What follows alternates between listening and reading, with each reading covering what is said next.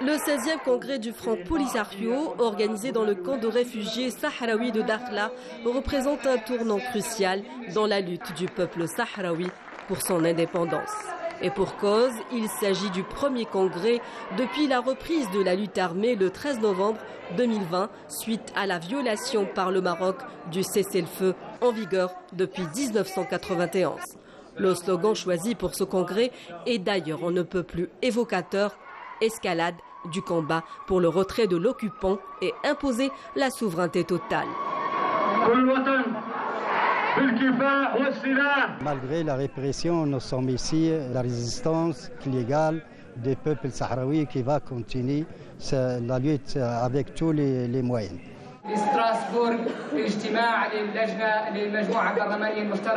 Pour les participants, il s'agit de briser le blocus médiatique et l'omerta imposée par l'occupant sur la situation dans les territoires sahraouis occupés. أحداث من هذا المستوى تشكل سانحة قوية طبعا التعريف بالقضية الصحراوية بشكل أكبر. En tant que journaliste sahraoui, notre rôle est de faire connaître notre cause et plaider sa justesse. Nous voulons rompre le mur du blocus médiatique et contrecarrer la propagande du Marzen basée sur la désinformation. Nous voulons aussi prouver au monde entier que les Sahraouis ne sont pas seuls, mais nombreux sont ceux qui soutiennent leur cause.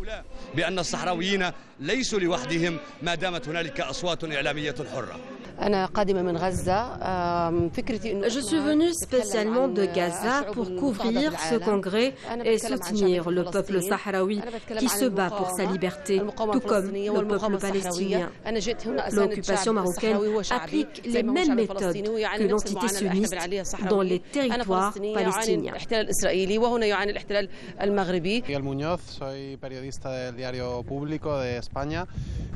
Je suis venue ici pour couvrir le 16e congrès du Frente Polisario dans un moment important parce qu'il y a beaucoup d'intérêt en Espagne, parce que Pedro Sánchez a pris la décision il y a presque un an de changer la position historique de l'Espagne vis-à-vis du Sahara occidental et de soutenir le plan d'autonomie marocain. Et puis en Espagne, il y a beaucoup d'intérêt pour le Sahara occidental, l'intention du Polisario d'intensifier la lutte armée. Mi función aquí no es otra que alzar la voz del pueblo saharaui, ya que los medios de comunicación, tanto en Europa como en España, como en exerce un blackout médiatique sur la question sahraoui et il est de notre devoir en tant que journaliste de porter cette cause juste au devant de la scène internationale. C'est pourquoi nous accompagnons la délégation parlementaire européenne. Legítimo representante del Sáhara Occidental. Que se ha ejercido cuando se llevaron los casos de derechos humanos. En plus des médias présents en force pour couvrir cet événement, la participation remarquable de délégations étrangères a eu un écho impressionnant, témoignant de la solidarité internationale grandissante avec la cause sahraoui. Cette congrès se déroule dans un moment historique pour la lutte juste du peuple sahraoui, pour sa autodétermination, pour son indépendance totale, dans un moment où il y a une reprise du conflit armé.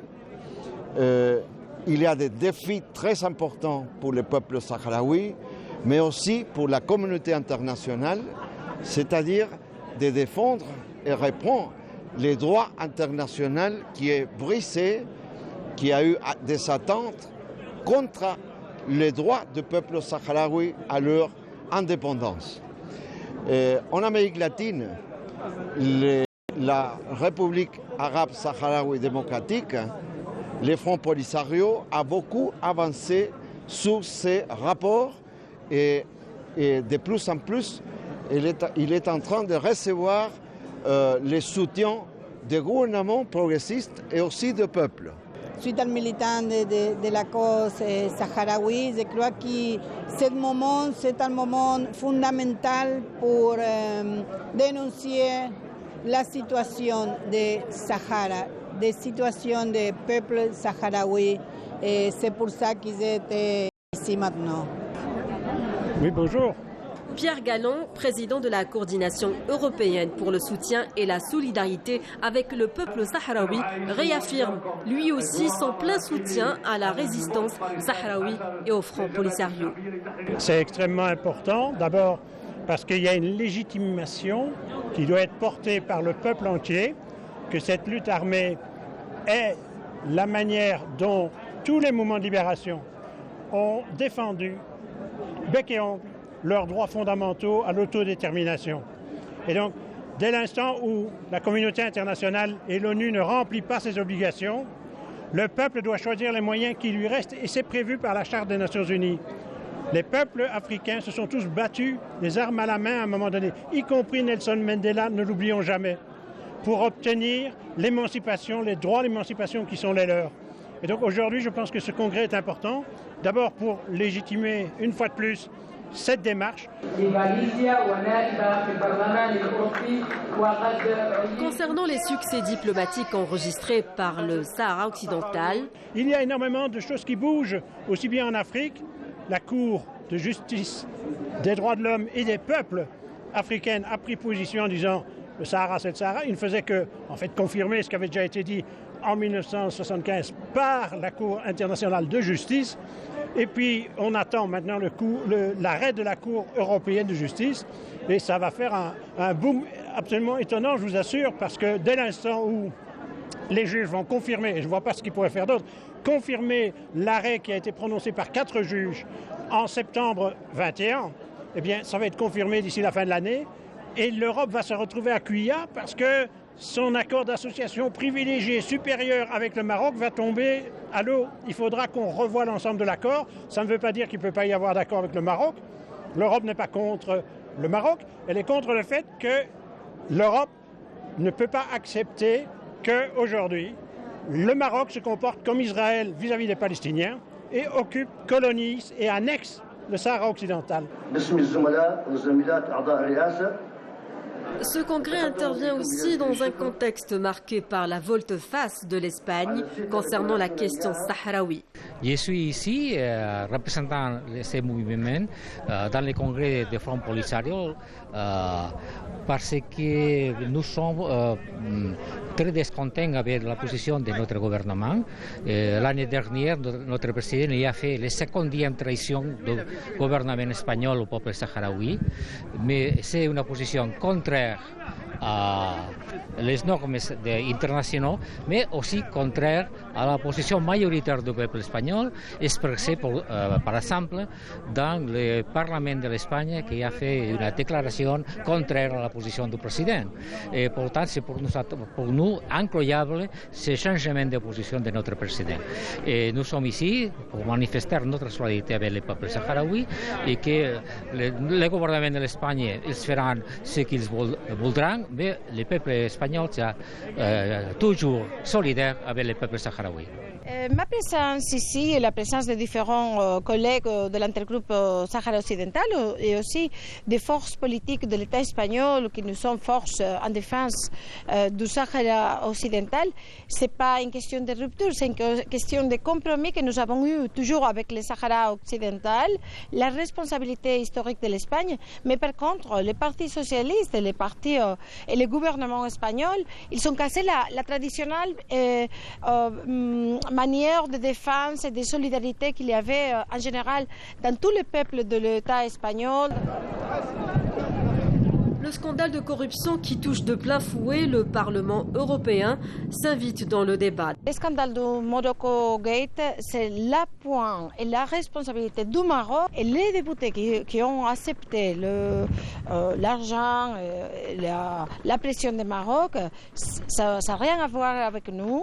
Nous avons dénoncé depuis longtemps cette pratique et nous pensons que le Maroc a fait toutes ces pressions sur des différents députés européens qui ont accepté cette pression pour une question de laisser à côté du Sahara occidental. Parce que chaque fois que nous faisons une résolution sur le respect des droits de l'homme, sur les territoires occupés ou bien sur les ressources de pêche agricole et commerciale qui sont volées au Sahara occidental et au Front Polisario et au gouvernement de la race, le Maroc a fait une intensive pression diplomatique au Parlement européen. Il y a beaucoup de nous que nous ne sommes pas acceptés, nous n'avons pas accepté cette pression, mais nous sommes en dénonce de cette situación y on demanda una comisión de enquete. Yo creo que lo he dicho justamente desde esta tribuna, la posición de Sánchez ha cambiado 40 años de la política exterior de la Unión, del gobierno de España, y vuelve a mostrar una vez más una traición al pueblo saharaui por parte del gobierno, en este caso del Partido Socialista. Una traición que además va en contra del derecho internacional, no solo va en contra del pueblo saharaui, sino que va en contra del derecho internacional e incluso va en contra también de la mayoría del pueblo español y de la mayoría del Parlamento y de las instituciones españolas que se han mostrado en contra de este giro de la política exterior del gobierno de España, avalando la ocupación y el plan de autonomía del Maghreb marroquí. Un soutien international renouvelé au droit à l'autodétermination du peuple sahraoui qui se veut un signal fort aux Nations Unies pour le respect de la légalité internationale. Nous sommes là aussi pour dire que nous sommes les défenseurs des droits internationaux, des droits humains, et que c'est pour ça que nous considérons que ce congrès est important et que nous voulons lui apporter, au nom de l'ECOCO, qui a tenu sa grande conférence internationale à Berlin les 2 et 3 décembre, eh bien, c'est de dire, voilà, nous sommes là, nous avons programmé notre solidarité avec vous, nous allons voir maintenant comment nous allons l'adapter en fonction de vos priorités. Nous sommes venus ici à exprimer que les peuples de l'Amérique latine et au Caraïbes, nous sommes avec la lutte du peuple sahraoui, nous tenons vraiment à l'accompagner, nous croyons que c'est juste même la reprise de sa autodéfense, c'est-à-dire la reprise de la lutte armée. Il faut accompagner le peuple sahraoui, il ne faut pas le laisser seul. Nous sommes ici pour soutenir la cause sahraoui parce que je crois que le droit international doit avoir reconnaissance avec un peuple qui lutte pour son liberté.